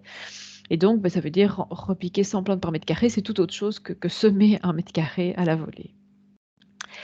Donc, on sait aussi que la culture fonctionne mieux sur les sols assez aérés. Alors, j'arrive à la fin donc, de mon exposé. Donc, en ce qui concerne le suivi finalement de la culture, eh bien, le désherbage est nécessaire. Donc, je pense que Bertrand voudra vous le confirmer, de même que Daniel. Donc, le désherbage est nécessaire. Là aussi, quand on sème en fait ou qu'on repique en automne, ça l'est un peu moins au début, puisque en fait, la plante pousse et souvent les adventices poussent moins en hiver, et donc c'est un avantage du cycle automnal, c'est que finalement, pendant que la plante est petite, eh bien, on n'a pas tellement besoin de désherber. Donc c'est pour ça que j'écris davantage au printemps. Donc si on fait un cycle printanier, on a besoin de plus désherber, évidemment. Alors de manière générale, la plante n'a pas besoin de fertilisation azotée ni de compost, puisque ici, le but, c'est d'accumuler les métaux. Et donc, si on ajoute du compost, ce qu'on avait essayé avec Arnaud, eh bien, en fait, non seulement on dilue les métaux, mais en plus, vraisemblablement, on les immobilise. Et donc, ils sont moins accessibles et moins absorbés par la plante. Et alors, un des problèmes de l'espèce, en particulier de la variété Gange, qui est accumulatrice de cadmium, c'est qu'elle est fort sensible aux herbivores. Et si on veut faire des cultures successives sur le même sol, eh bien, on voit qu'elle est aussi fort sensible aux pathogènes. Donc là, ici, comme pour toutes les cultures, en fait, il faut faire des rotations de cultures si on veut éviter d'avoir des problèmes de maladie. Alors, j'en arrive à ma dernière dia. Donc, la récolte, elle se fait par une coupe manuelle de la plante, donc en dessous de la rosette. Donc, idéalement, la plante n'est pas encore passée au stade floraison. Et donc, on a vraiment une touffe qui se trouve, qui ressemble un peu à une salade de blé. Donc, l'idée, c'est de la couper en dessous de la rosette. Et alors, important, c'est évidemment des feuilles qu'il ne faut pas aller composter, puisque tous les métaux se retrouvent finalement tous les métaux qui ont été extraits du sol se retrouvent dans cette biomasse de feuilles. Et donc, c'est évidemment des feuilles qu'il ne faut pas aller jeter sur un tas de compost, mais c'est évidemment des choses qui doivent être traitées spécifiquement. Alors, quels sont les résultats attendus? Donc, en conditions optimales, après 1 an de culture, on a réussi, donc au cours de la thèse d'Arnaud Jacobs, à diminuer le cadmium de 20% dans les concentrations échangeables et 10% des concentrations totales. Donc, c'est évidemment, ça, c'est dans les conditions optimales. Donc, voilà, dans les moins bonnes conditions, disons qu'on peut diviser par 2, mais c'est quand même relativement satisfaisant, je trouve. Et pour le zinc, eh bien, on est à moins 10% des concentrations échangeables, moins 6% des concentrations totales.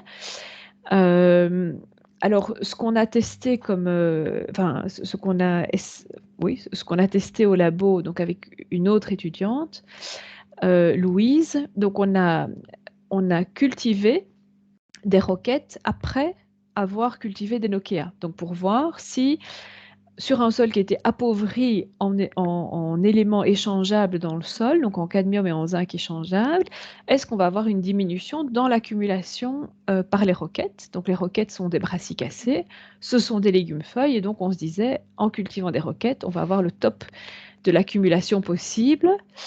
Et on s'est aperçu que sur les sols où il y avait une bonne culture de Nokia, eh bien, dans les feuilles de roquette, on se retrouvait avec une diminution des concentrations de l'ordre de 25 à 45%. Donc il y avait une diminution des concentrations échangeables qui avait une certaine valeur, mais l'effet, disons, sur les roquettes était plus élevé. Donc on a un effet plus élevé sur les cultures suivantes que quand on mesure les concentrations dans les sols. Voilà, c'est ce qui est quand même très, très encourageant. Et pour le zinc, eh bien, on a des concentrations échangeables qui diminuent, mais on a un effet aussi sur la roquette qui est plus fort, puisque les roquettes vont accumuler 30 à 60% de moins que quand elles sont cultivées sur un sol qui n'a pas été phyto-extrait avant. Voilà, donc ça, on n'a fait qu'avec la roquette. Et donc, évidemment, c'est des choses à poursuivre, mais c'est déjà des résultats intéressants. Voilà, eh bien, j'en ai terminé. Donc, si vous avez des questions, eh bien, je vous écoute. Voilà, et je vais arrêter mon partage d'écran. Si, ah ben voilà, vous avez, oui. Alors, est-ce que vous avez encore mon écran ou pas, là? Oui. Oui. Vous avez encore mon partage d'écran, misère. Non. Non? Ah. Si. Ah. Alors, à mon avis, ça dépend de la rapidité de l'un de l'autre. Je vois pas mon boîtier sur l'écran.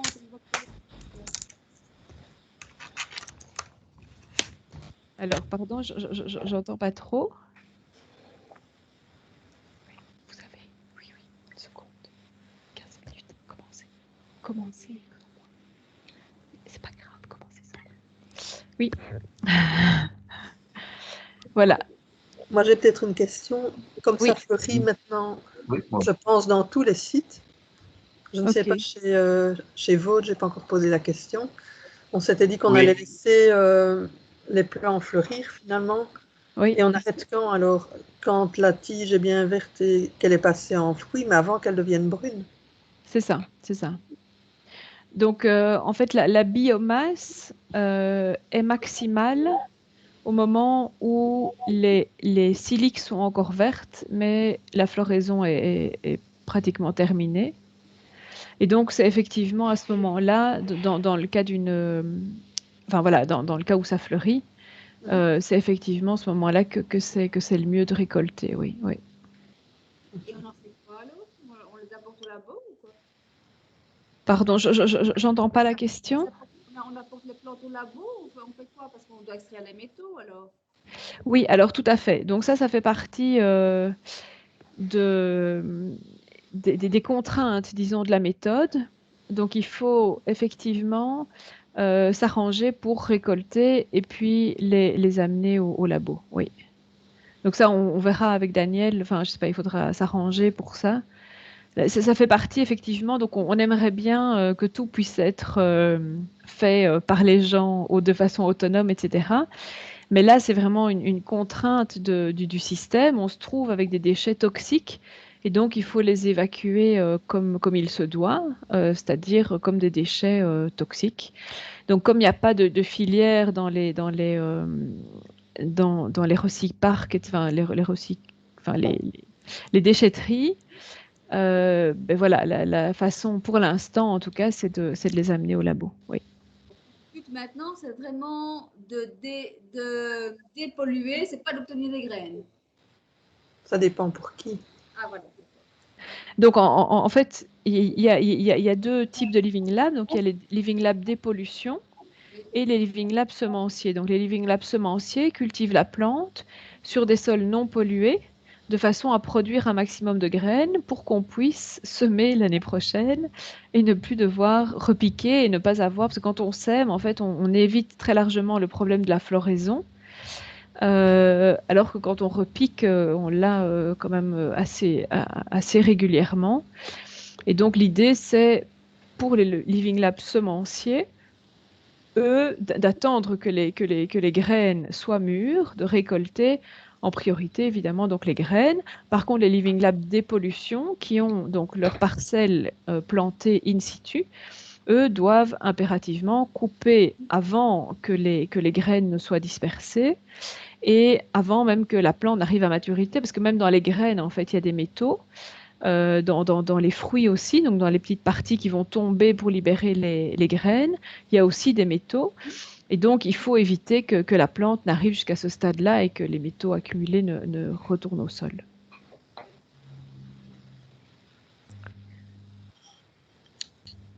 Peut-être de la pratique de cette année, mais ça ne se confirmera peut-être pas, mais le semi-direct fait au printemps, en tout cas, a engendré au moins autant de travail que le repiquage, mais dans une autre étape, qui est le désherbage.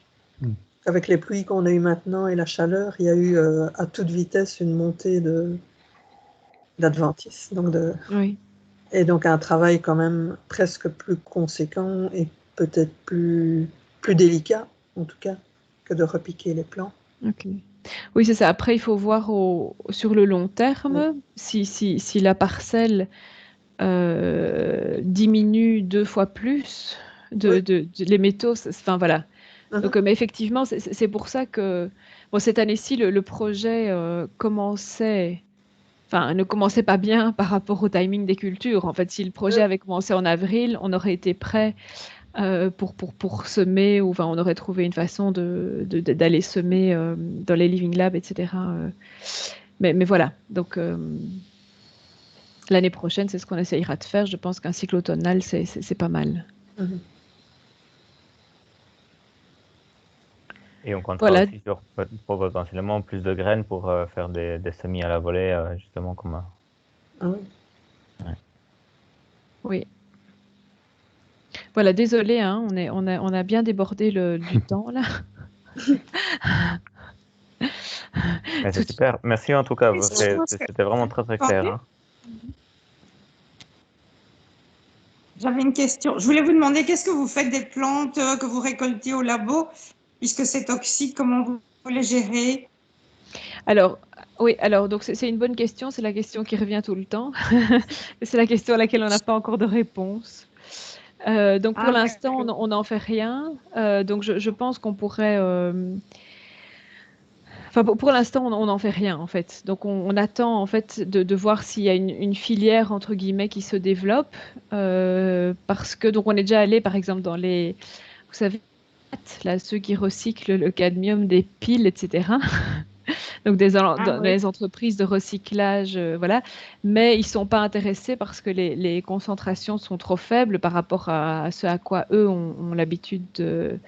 par rapport à ce que eux ont l'habitude de traiter. Puis les matrices très organiques sont en général pas des choses qui sont qui sont bienvenues chez les entrepreneurs. Donc pour l'instant, en tout cas, on n'en fait rien. Mais l'idée, c'est évidemment de trouver une voie de valorisation. Donc s'il y avait que du zinc, ce serait facile. Mais avec le cadmium en plus, ça complique évidemment. Voilà. Vous les faites sécher ou bien vous faites quoi? Parce que sinon ça va. Alors, non. Donc, bien sûr, on les fait sécher. Hein. Donc, pour l'instant, on les fait sécher et éventuellement, on peut les broyer, ce qui fait que le volume occupé est relativement faible. L'idée, après, éventuellement, c'est de les calciner de façon encore à réduire le volume. Mais donc, pour l'instant, cette voie-là n'est pas développée. Et donc, ça veut dire qu'elles sont stockées? Tout à fait.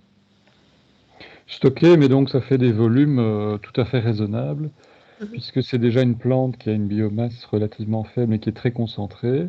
Si on la fait sécher, il y a déjà encore tout un volume qui se perd. Si on les calcine, si on récupère les cendres, on peut aboutir à seulement quelques grammes, quelques kilos si on travaille bien en champ ou en jardin.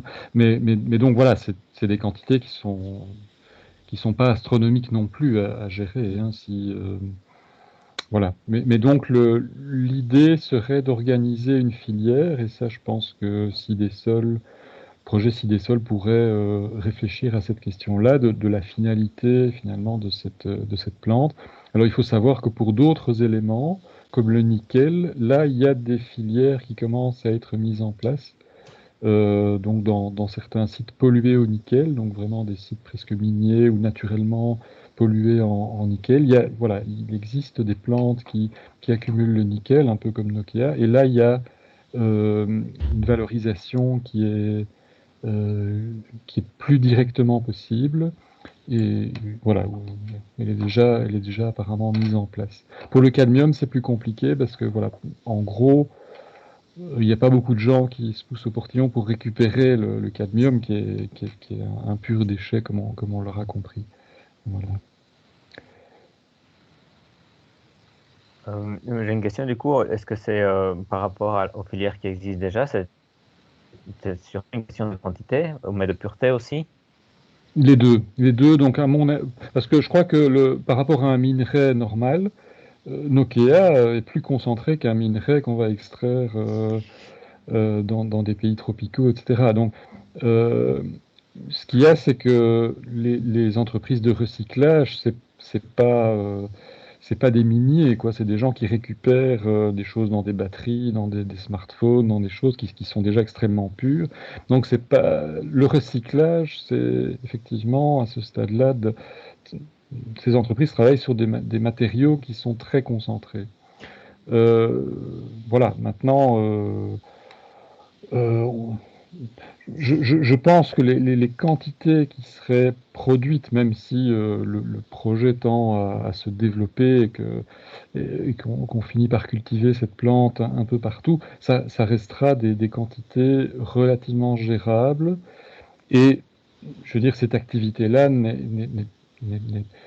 serait une activité parmi d'autres de production de déchets. Des entreprises qui produisent du cadmium en déchets ou du zinc en déchets, il y en a à quantité. Et donc, dans le pire des cas, ça pourrait aller en décharge et ce serait très très limité par rapport à, malheureusement, la production de déchets de ce type qui se produisent dans l'industrie. Donc voilà. Le mieux, ce serait évidemment de recycler complètement ces éléments. Après, si ça devient un vrai déchet, si la boucle n'est pas bouclée, ce ne serait pas dramatique parce que les entreprises industrielles classiques produisent déjà des quantités de déchets bien supérieures à cette filière, si on peut dire, Nokia. Voilà.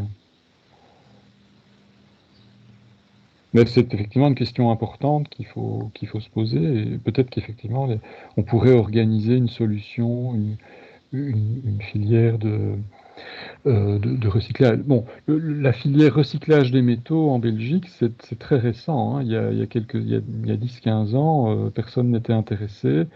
Depuis qu'on a vu qu'à l'étranger, on arrivait à recycler l'or, notamment aux Pays-Bas, tout d'un coup, il y a eu un engouement pour le retraitement de ces déchets parce qu'on voyait que économiquement, ça pouvait être intéressant. Voilà, c'est peut-être une question de temps aussi et il faut pas désespérer. C'est ici que s'arrête notre conférence. Merci beaucoup Thomas Drouet et Nausicaa Noré pour ces exposés très clairs. Je vous dis à bientôt pour une prochaine vidéo Cidesol.